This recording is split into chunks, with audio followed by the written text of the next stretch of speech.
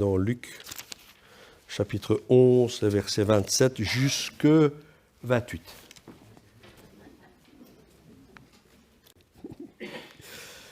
Jésus parlait encore quand une femme se mit à lui dire du milieu de la foule, « Heureux le ventre qui t'a porté, heureux les seins qui t'ont allaité. » Il répondit, « Heureux plutôt ceux qui écoutent la parole de Dieu et qui la gardent. » On peut aussi traduire qui la mettent en pratique.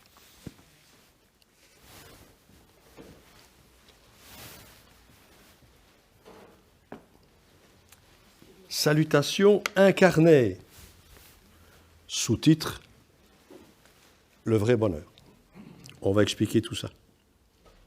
Salutations incarnées, car vous l'avez entendu, il s'agit de propos d'une femme qui s'adresse à Jésus. Dans quelque autre Bible, ce petit passage, comme mis à part du récit, est intitulé différemment. On y lit notamment le titre suivant, « Le vrai bonheur ». Après avoir entendu la semaine dernière ce que l'Éternel a demandé à son prophète Ésaïe, de révéler ce que lui, l'Éternel, va faire, et aussi entendu les paroles de Jean-Baptiste, afin de préparer le chemin du Seigneur, notamment en expliquant que tous les hommes ont besoin du pardon, en soulignant par notre propre conduite la valeur des enseignements de Jésus, et en montrant qu'il donne sens à notre vie, alors nous pouvons nous réjouir, être dans la joie, être dans l'allégresse, en s'arrêtant sur ce petit épisode qui contient ni plus ni moins que l'allégresse. 2 béatitudes, 2 versets, 2 béatitudes. Étrange ce petit épisode qu'on ne retrouve que chez Luc. Étrange car à première lecture, à première audition, on pourrait avoir le sentiment d'être en présence de 2 femmes. L'une qui n'est qu'une voix saluant l'autre, et cette autre qui ne serait que corps, puisque la première en parle en termes de ventre et de sein. Parlerait-on déjà de mère porteuse ? Oh !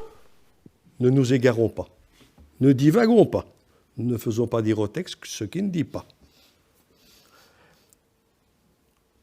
Ce sentiment d'être en présence de 2 femmes nous rappelle d'emblée un autre passage bien connu, surtout en cette période de Noël, la visite de Marie à Élisabeth qui se termine par une béatitude. Heureuse celle qui a cru parce que les choses qui lui ont été dites de la part du Seigneur auront leur accomplissement. Et puis, vous vous en souvenez, c'est le cantique de Marie. Mais ce n'est qu'une impression on serait en présence de 2 femmes, car nous ne sommes bien en présence que d'une seule femme, certes, dont on n'entend que la voix qui s'élève par-dessus la foule face à Jésus. Et puis, sans attendre, Jésus répond. Il y a une certaine fermeté, presque une certaine violence dans la réaction verbale de Jésus.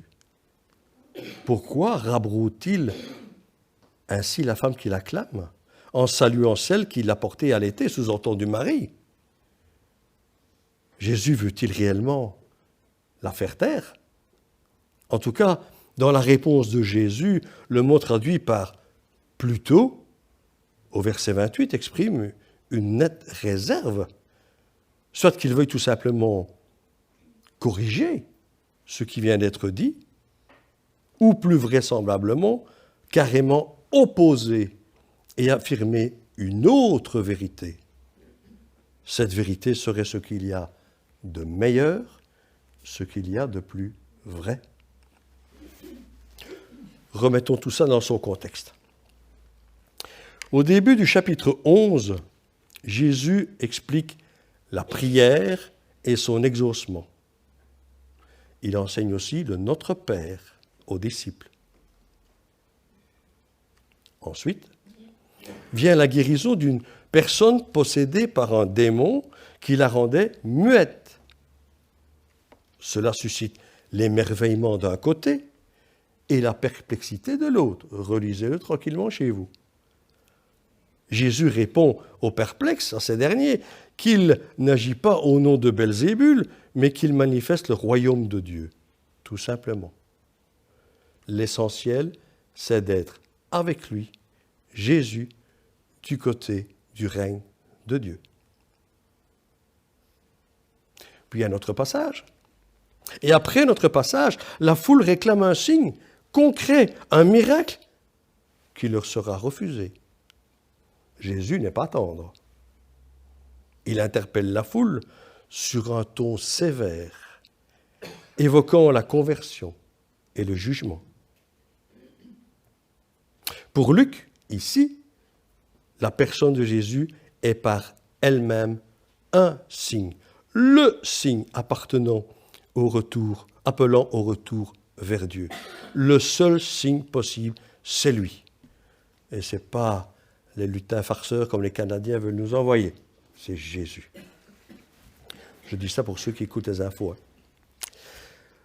Entre les deux parties, ces deux parties, il y a un autre passage composé de 2 versets qui ne sont, comme je l'ai déjà dit, rien d'autre que 2 béatitudes. Rappelons-nous, ce sont tout simplement ces versets qui commencent par cette exclamation « heureux ». On trouve aussi « bienheureux ». Nous pensons immédiatement aux béatitudes qui débutent le sermon sur la montagne en Matthieu 5. Nous ne les lirons pas, mais avec le Notre Père que vous dites tous les jours au matin certainement, relisez ces béatitudes. Ça vaut la peine, ça fait du bien à notre âme. On pourrait aussi se rappeler celle qui inaugure le psautier. Tous les psaumes commencent par un verset. Le premier, c'est une béatitude. Heureux l'homme qui ne marche pas selon le conseil des méchants, qui ne s'arrête pas sur la voie des pécheurs, qui ne s'assied pas en compagnie des moqueurs, mais qui trouve son plaisir dans la loi de l'Éternel et qui la médite jour et nuit. Seigneur et nuit, c'est dur ça. Mais c'est ce que tu dis, jour et nuit. Il me plaît ici, dans la longue liste de béatitudes disséminées dans la parole, d'en épingler quelques-unes qui font écho à la deuxième de notre texte, qu'il est bon de rappeler. Cette deuxième, c'est « Heureux plutôt ceux qui entendent la parole de Dieu et qui la gardent ». Par exemple, au psaume 106, « Heureux ceux qui observent la loi ». Proverbe 29, « Heureux le peuple qui observe la loi ». Psaume 119, « Heureux ceux qui gardent tes préceptes ». Apocalypse 1, « Heureux celui qui lit et ceux qui entendent la parole de la prophétie ». Apocalypse 22, « Heureux celui qui garde les paroles de ce livre ». Nos 2 béatitudes, dans notre petite péricope, font charnière entre l'épisode du muet, soi-disant guéri par Belzébul, et la demande de la foule de signes pour présenter le vrai bonheur, selon notamment la traduction œcuménique de la Bible. Une chose est certaine, pour éviter le retour dans une plénitude de 7 démons, de la méchanceté de 7 démons, quand un esprit impur a été chassé, c'est la mise en pratique de la parole qui est la seule solution, et c'est cela qui est un signe visible du règne de Dieu.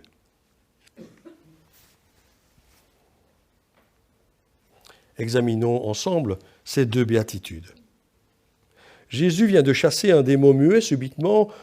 Une voix s'élève dans la foule par une acclamation pour une béatitude. Pourquoi ? Pourquoi justement à ce moment précis ? La réponse n'est pas évidente et il y a peut-être plusieurs réponses. En tout cas, cela permet à Jésus de répondre en confirmant, en enfonçant le clou, pourrait-on dire, que le plus important, c'est le retour à la parole et sa mise en pratique. Ici, il y a deux pensées qui me viennent, sans que l'on puisse nullement dire que l'on serait investi d'un démon muet, puisque vous m'avez salué, vous m'avez parlé. Vous n'êtes pas muet. Ne restons pas muets en présence de notre Dieu, car il est écrit « Le peuple que je me suis formé publiera mes louanges ». Ésaïe 43. Sa louange sera toujours dans ma bouche, disait aussi le psalmiste. Célébrez sa gloire par vos louanges, faites retentir sa louange. Je mettrai la louange sur leurs lèvres, Ésaïe. Offrons à Dieu un sacrifice de louange, Hébreux. Et la liste n'est pas exhaustive. Peut-être avez-vous dans votre pensée un autre verset qui résonne. En tout cas, dans chaque moment de qualité avec notre Dieu, allons au-devant de lui avec des louanges. Et pas un petit papier en disant « Seigneur, j'aimerais bien ceci, ceci, ceci ». Après ça, louange. Et si pour une autre raison, on ne peut faire retentir notre voix, notre cœur, lui, ne reste pas muet, puisque Dieu sonde les cœurs et les reins. Et qu'il pénètre de loin ma pensée, que la parole n'est pas encore sur ma langue, que déjà, ô Éternel, tu la connais entièrement. Deuxième réflexion. La femme, inconnue, dont il est question dans la première béatitude, parle bien entendu de Marie, on l'a tous bien compris. Mais alors pourquoi Jésus lui répond si vertement? La loi n'exigeait-elle pas d'honorer sa mère? Marie n'est-elle pas la première femme de la nouvelle alliance à avoir mis en pratique la parole?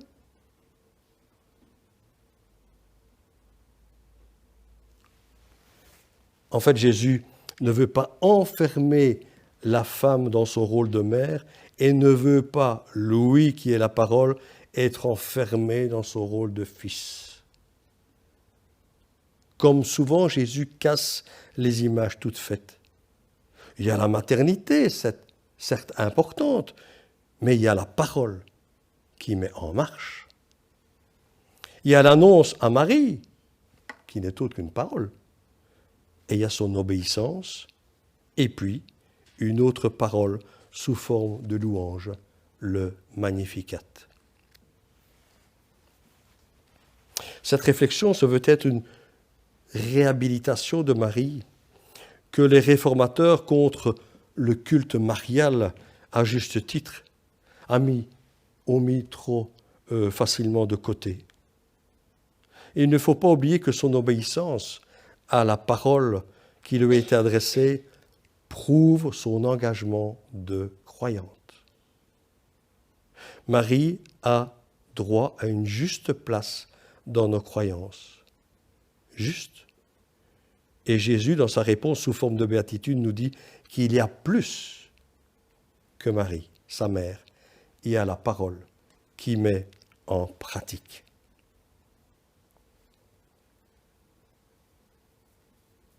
Jésus, en fait, ne répond pas à la femme anonyme dont on ne sait absolument rien, ni son nom, ni son origine, ni si elle a des enfants, si elle est jeune ou pas.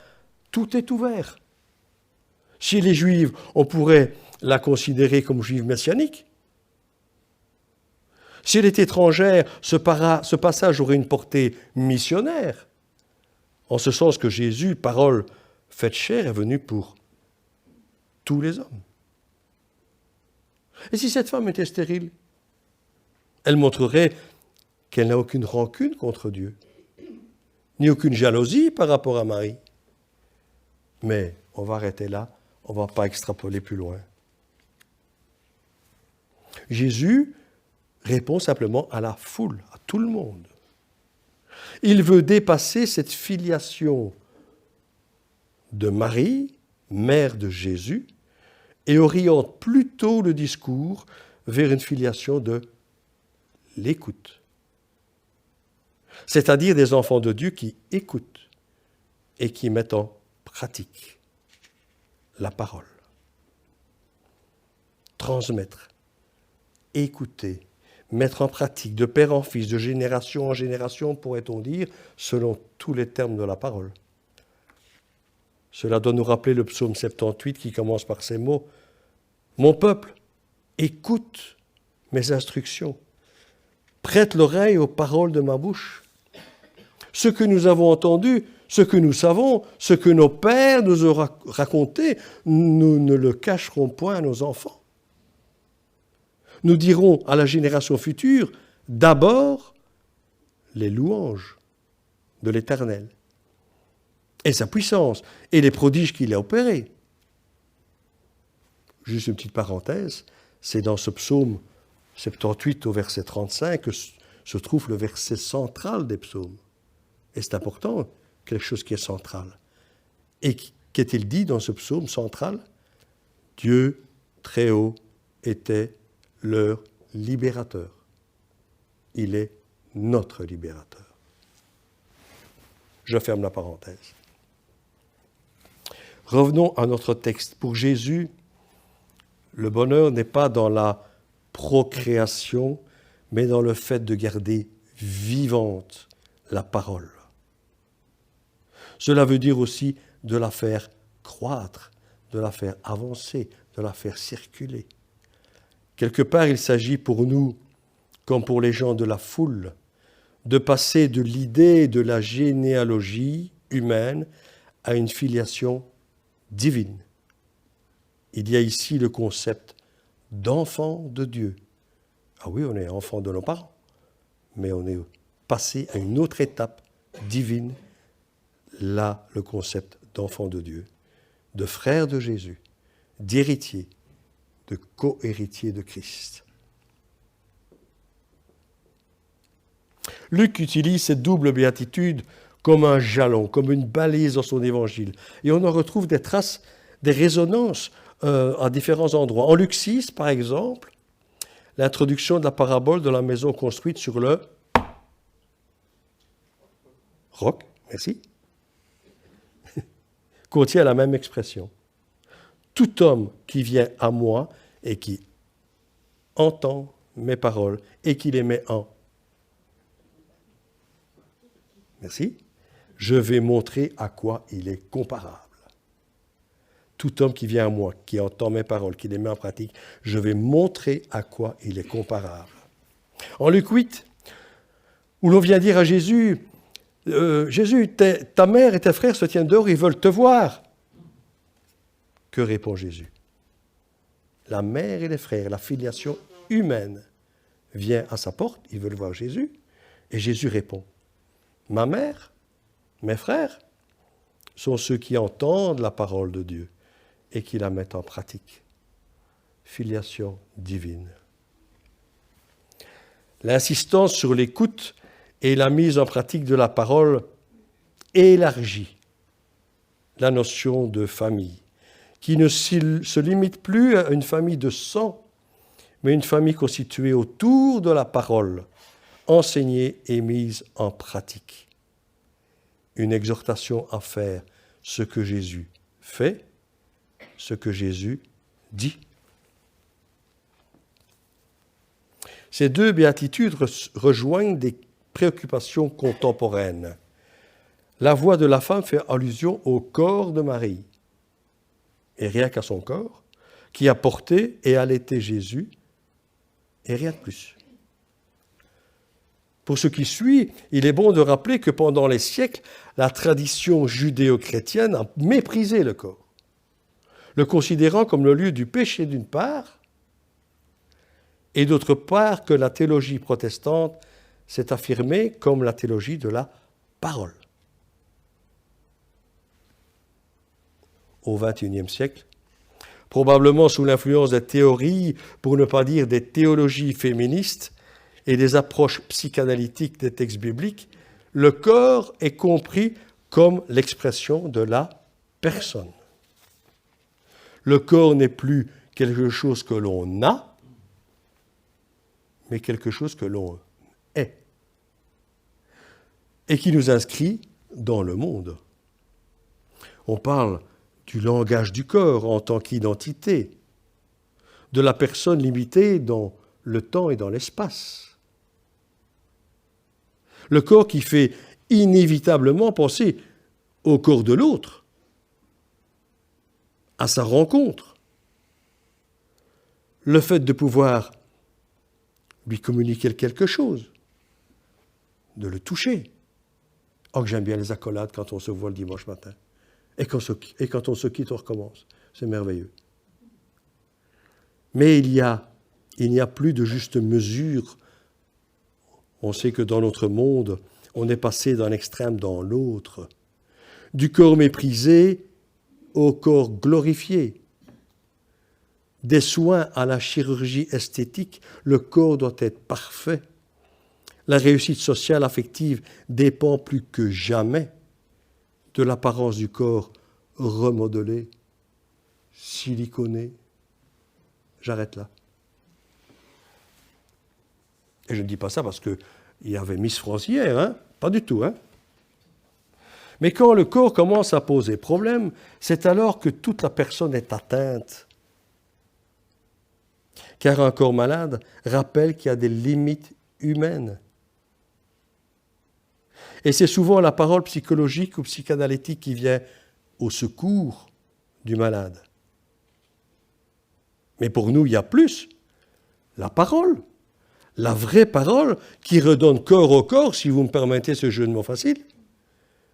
Ce qui permet à la personne d'être quelqu'un et de retrouver avec son corps malade, amoindrit la relation à l'autre, la relation avec son vis-à-vis et la relation au Créateur. Et puisque nous parlons de corps, parlons d'incarnation, un pas plus loin. Puisque Dieu s'est fait homme, a voulu nous rejoindre dans notre humanité par l'intermédiaire d'une femme, Marie, dont il est question en filigrane dans notre texte.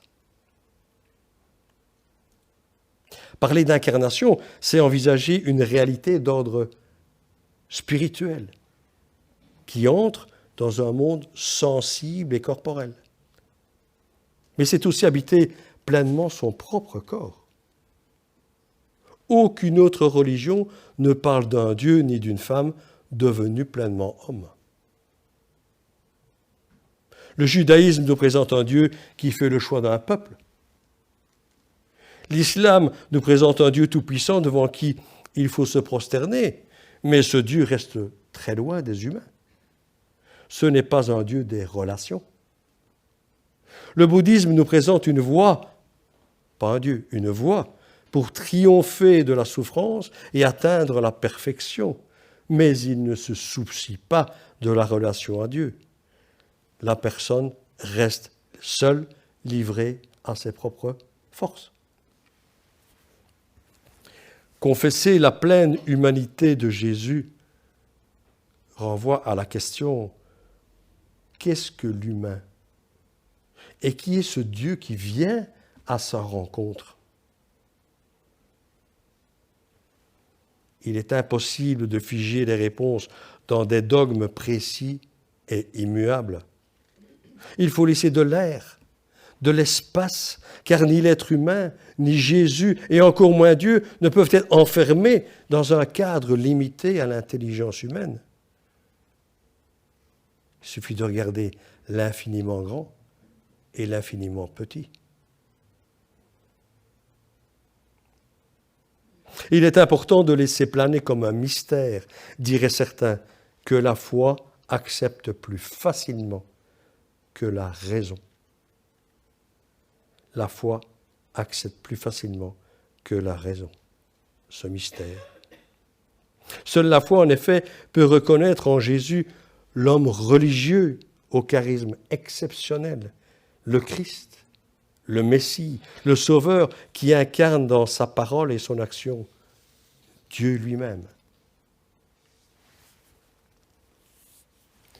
Frères et sœurs, alors que nous avons les yeux rivés sur Noël, 7 fois dormir?